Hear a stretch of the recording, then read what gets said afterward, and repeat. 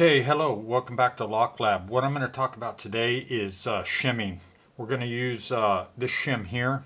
See, this is a shim that I purchased from HPC or lockpicking.com, just a online supplier. And so this is pretty thin. So let's zero this out. And what we're looking at about should be right around 1,000. Okay, let's zero it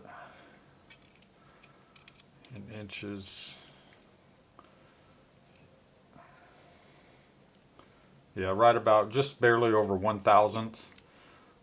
In millimeters, we're looking at like 0.03 millimeters. So it's pretty thin. It's thinner than a Coke can or a soda can. And additionally, a soda can, on the inside of that can, there's plastic on it. If you burn that away or chemically get rid of it, whatever, then that aluminum gets really weak or pliable, I guess, and you start having indents in here, and it just doesn't really work as well. You can use soda cans for other things, but for this type of shimming, you can't. So what's going on in the mechanics of shimming? So what we're doing, we're just pushing this shim between the cylinder and the cylinder wall down like this here. Right like that. And we're going to just, you can't do it, yeah you can. We're just pushing it down, but we're going to do it in between the driver pins and the bottom. At that shear line, then you essentially open the lock. Okay, so I shake quite a bit, so me manipulating this in my fingers is pretty difficult. It'll just move around too much, essentially. So what I did, I 3D printed this little thing here. I actually found the model online.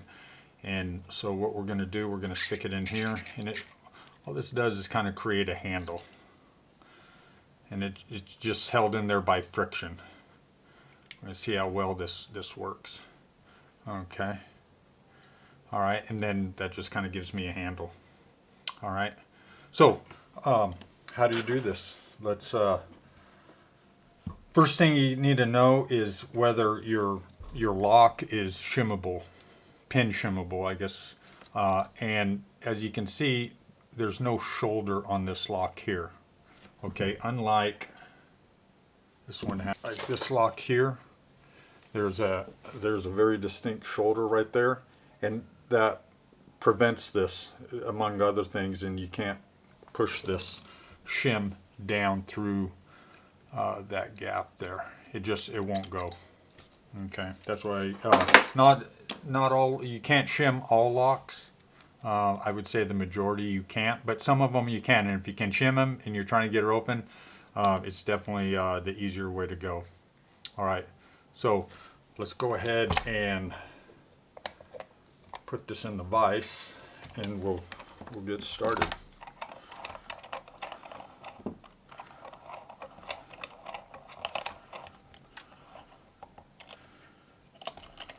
It's an older lock. This is a SIKuro. Not sure where that's from.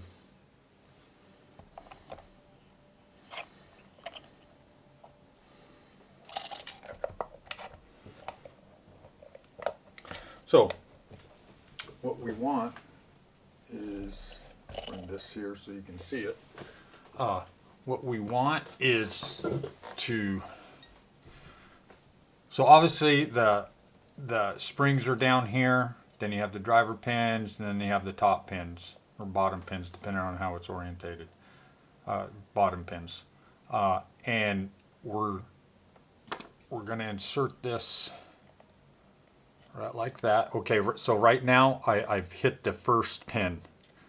Okay, so actually, yeah.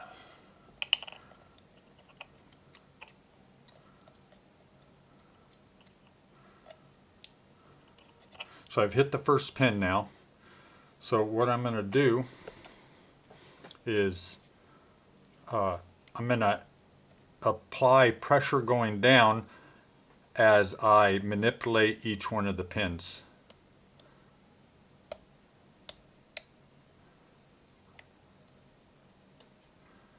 So, felt a click.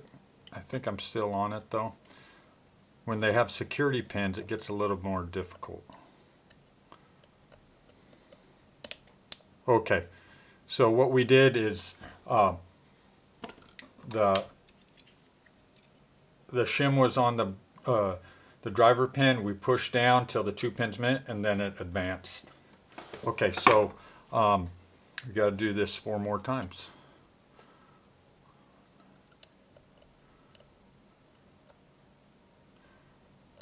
Two, 3.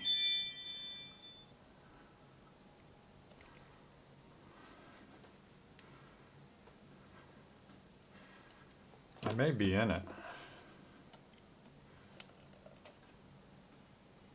No, not yet. We got 1 more to go. And as we're seeing, this holder is starting to create an issue. So I'm going to go ahead and take it off because it gives me a little more space. Okay. Ah, we missed it. We flipped it. Okay, we're going to have to do it again. All right, not a problem. So where are we at? Like I say, I shake quite a bit, just naturally. 1, 2, 3, 4.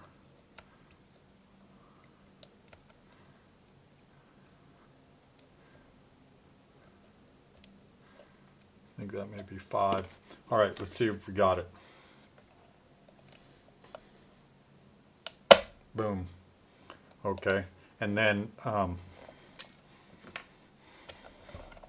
so yeah, this is a pretty rusty old lock.